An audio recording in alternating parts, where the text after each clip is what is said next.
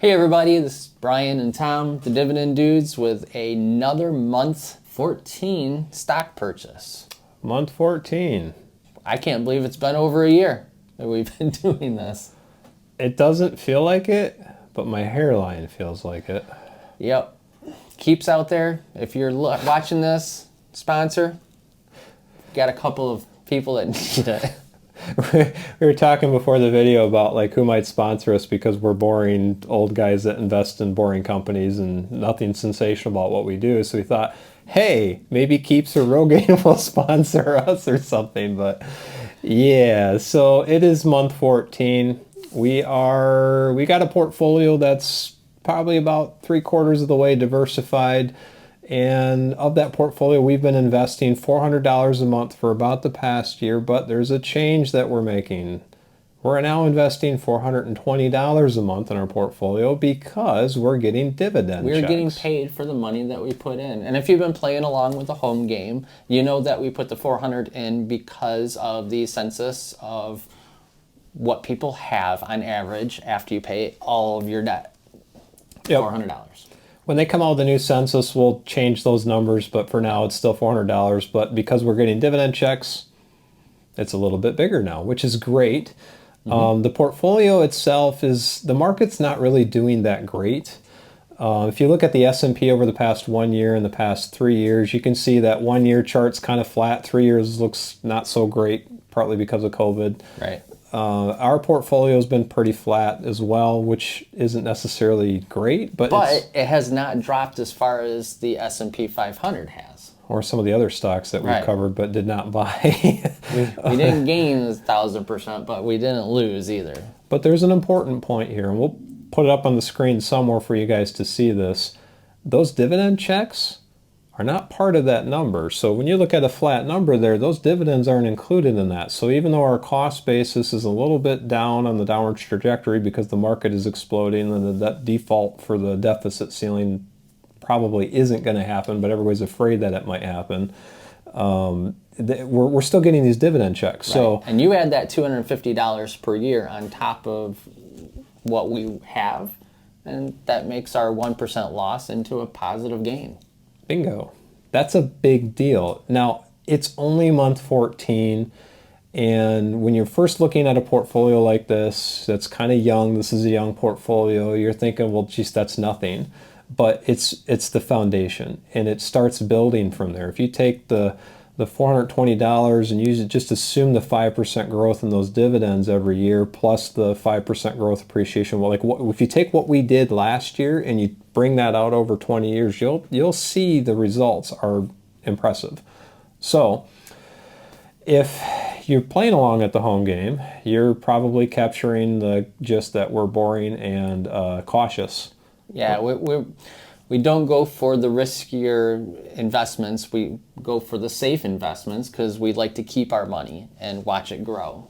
So for you guys at home, this is great, especially if you're a beginning investor. You're not going to lose your money on some sort of YOLO plan or crypto. Keep it safe. The reason for that, the dividends. Here they are. These things will keep paying you, and you've got your principal money back. So if you do need to have an emergency and spend the money on something, you're going to pay taxes on any gains, of course. But if you also notice in our portfolio, we have 2 positions now that are long positions. If you look at the screenshot, you'll see a bunch of shorts, and then you'll see 2 longs in there. What that means is we've held those stocks for more than a year. So we pay a different tax rate on any of those sales. Now, Merck was actually one of the 2. They were one of our worst performers, and now they're one of the best ones. You'll notice that over the course, if you go back to our past videos, you'll see some of the stocks that were doing really well. Devon Energy, when we bought them, was doing really well. So all the stocks back then that were doing well are now kind of not doing so good, and then the ones that were doing poorly are now all of a sudden doing great. And this is why we diversified this way, because of the ebbs and flows of the market. This flattens out our profit loss. Yep, so we protected our principal that way, and now we're getting paid in addition to protecting our principal. So say money's tight, let's say you didn't have the $400 a month, well, you could still invest the $400 a month because you could use 20 of the dividends and only have to invest $380 to do the same exact thing this year that you did last year. That's huge. I wish the numbers were bigger. I could show you our personal portfolios and you could see it that way, but for anybody who's following along, this is the legit way that if you're starting out, this is how it happens. This is the path that you're on. This is the path that you're on. It's good. This is good. And if you're taking that path, please fact check us. Please get a financial advisor. Please have them guide you through this process, because if there's a lot of people that watch these videos, we can't do that individually. And you might be in a very different place than us. Let's say you've got big credit card debt, or you got a lot of other things that you have to worry about. Let them help you guide you through that, because if you got a 20% credit card debt, what's the point of buying a stock that pays a 2% dividend? Right. And shocking disclaimer, we are not your financial advisors. We are just two dudes on the internet among a sea of dudes that tell you what we do. With that said, the markets are... We did a podcast yesterday, and we talked a little bit about some of the... In the podcast, we summarized everything Brian and I have been talking about for the past month. Now, we buy a stock every month, and we waited till the very last business day of the month to buy a stock, and we bought a stock. Why did we wait so long? Well, the market sucks. It's not in a good place. Right. And if in our personal portfolios, we are kind of hoarding our cash and putting it into something safe that we could liquefy easily. So when the market does drop or we see a buy opportunity, we can use that cash, and it's not all locked up in stocks that we can't sell to move. Warren Buffett calls that the fat pitch, basically. I've been spending only it's not much, it's only $1,000 or $2,000 a month on stocks right now, and I'm sitting on a massive pile of dividend checks just because I'm waiting. What am I waiting on? Well, in the past month, we wanted to buy an REIT. We thought we were going to buy an REIT this month, and so I thought, all right, let's go. So I went and I toured with a real estate agent, almost 30 homes, and we started doing some calculations on who can afford these homes. Now, we live in Michigan, and the average household income in Michigan is somewhere just in the low to mid 60s, about $63,000 for household income. Right. Now, if you shop for real estate in Michigan, most homes are between $300,000 and $400,000 homes for entry-level houses. And if you have a mid-level credit rating, you're going to be making payments somewhere around 7 to 8%. So if you, with the APR and everything, you're somewhere around 7.5%, 8%. So if you're buying a house, and most people don't have more than the 20% down payment, and you buy a $400,000 house, you're almost at $3,000 a month in payments.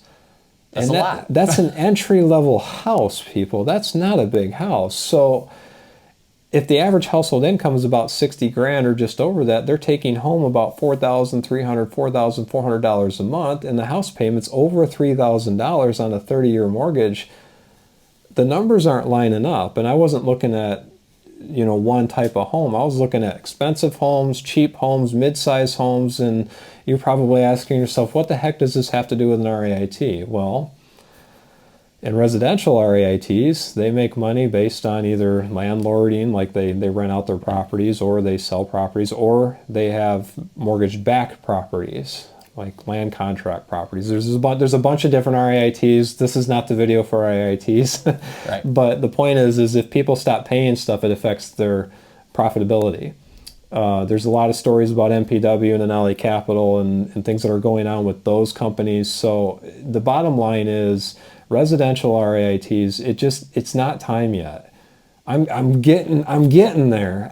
We're not there yet. It's just not right time. Unfortunately, it's not the time for commercial REITs either, because they are about to take a big hit if they haven't already started. Oh man, occupancy rates are just above 80%. So we'll cover all that. The commercial real estate's an absolute disaster. If you look at 2007, Trailing's earnings on like most of the real estate market was -6 times earnings. So what that means is you give them $1 and they lose 6 more, or they ask you for 6 more before they give you the $1 back. So right now, it's not like it was then. Lending practices are a little bit better. It's not much, but a little. There's more regulation. So we have, I think it's like -2.5 times earnings, 2.7 times earnings on residential, and then commercial is, it's worse. Yeah. So we're still a few months away from that. We really wanted to do it. We couldn't do it, but the real estate is a big player here. They affect They affect the banking system. They affect the rest of the market. You look at the PMI index for manufacturing. Nothing really looks safe right and now. There's this whole recession that we're either in already or it's looming and it's going to get worse coming up. And that's kind of why we're looking at the stocks that we were, something that is safe, that is going to either be flat or not go way down, because anything we buy right now is going to go down and doesn't look safe. So we picked a few stocks, and if you looked at our live stream, aka podcast, it was raw. It was She was raw. It was our first one, so don't judge or judge, and just comment the heck out of it. Yeah, you can troll us. Troll us about Rogaine. Oh God, you and your Rogaine. Mind the red Rogaine flags. He's trying to get sponsored from Keeps.com. That's what he's trying to do. I don't know what I'm trying to do, Brian. Why are we here? Yeah. So yeah, the stocks that we looked at there, we ended up buying ADP because all the things we just talked about. The housing market looks bad, so no REITs. It's a safe haven, so even if the recession goes down, they're still going to get paid because companies need them. If you don't know what ADP does, they do a couple different things. One is HR, so they'll become the HR company for many companies, even large companies who don't want to either pay a whole HR department, or they have a few people and heads that use ADP as their HR department. And also payroll. Yep. They do a lot of payroll for Fortune 500 companies to small little mom and pop companies. Go to adp.com, go to their investors section, and it'll have their third quarter fiscal 2023 results. And so they'll bring up right from the horse's mouth, it's them saying it. Yep. And just so you guys know, ADP had some pretty good numbers, and we have a spreadsheet that goes through the numbers of the different companies, and this was one of the best. So these are the numbers. So you look at the third quarter results, and they say revenues increased 9% compared to last year's third quarter to $4.9 billion. That's pretty good. 10% organic, consistent currency. And their stock dropped in that time too, which is really weird. So they're going up, and their stock goes down. Right. Net earnings increased 12% to $1 billion, which you can't argue with that. Adjusted net earnings increased 13% to $1 billion. The adjusted EBIT increased 14% to $1.4 billion, and adjusted EBIT margin increased 110 basis points to 27.8%. So they're doing good. All of their stats says that they are having a good 2023, and their forward guidance suggests that as well. Their diluted earnings per share increased 14% to 2.51%, and their diluted EPS increased, or adjusted diluted EPS increased 14% to adjusted 2.52. diluted. Adjusted diluted. Adjusted diluted. It doesn't sound right. No, it doesn't. That's some wordsmithing there. Yep. So they're looking at growth, and you could go through all the numbers in that to see from 2021 to 2022 how much they grew. They made money from 21 to 22, and the first quarter of 23 they're making even more money, and they're expecting another 10 to 14%. What's the point? Well, you wanted to know why we buy the stock, and it's not just like the global events or the ticker symbol or the candle charts or Right. the Bollinger Bands or anything like that, or the smart moving averages. We actually get into the finances for these companies. So now you saw that this ADP is not the only one we looked at.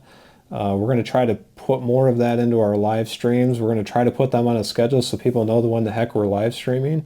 And hopefully, like we said, you'll get something out of this. Yeah. That'll be worthwhile. Otherwise, we really appreciate everybody watching. We appreciate the subscribers, and hopefully if... all 2,800 beautiful human beings you guys are.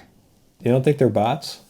We do get some comments. Yeah, we keep commenting. We love the comments. Yes, we do. Even the ones that troll us, which... Brian, I think it's more entertainment out of my reaction behind the scenes of those than I think like the actual comment. So you go ahead and do it. I'll figure it out. Don't say that, Tom. No, not that either. No. I make him run all comments through me first before he comments. Yeah. Be nice.